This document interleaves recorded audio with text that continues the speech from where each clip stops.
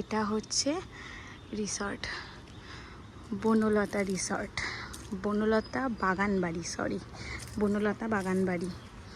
দারুণ দারুণ, খুব সুন্দর। এই যে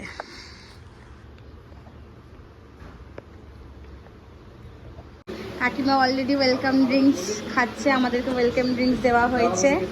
এই যেটা আমারটা, রিসর্টটা দারুণ, খুব সুন্দর। এই যে দারুণ দারুণ, সত্যি দারুণ। আসতে একটু লেট হয়েছে, বাট এসে রিসর্টটা দেখে মনটা ভালো হয়ে গেছে। এই যে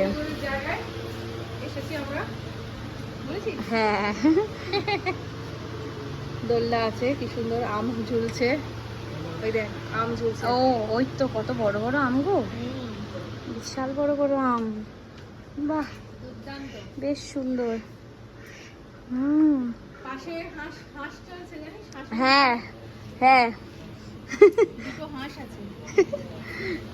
এখনো রুমে ঢুকিনি, এই যাব রুমে এবার। দারুণ রুম, দারুণ রুম ট্যুর দেবো, সব কিছু বলে দেবো, কত কি প্রাইস, কোথায় কত দূর। কোথায় গো? এই জায়গাটা কি সুন্দর, একটা ব্রিজের মতো করা। এই যে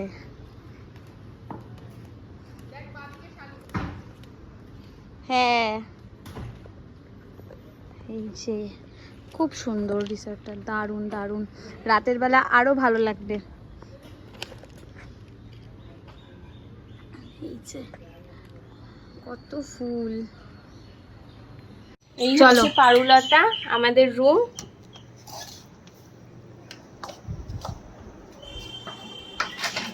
ওয়ার্ড্রপ আছে, দুটো বেড, 4 বেডরুম আমাদের। আমরা যেহেতু 4 জন, 4 বেডরুম। আমার পাশ বালিশও দিয়েছে, এটা কিন্তু খুব সুন্দর।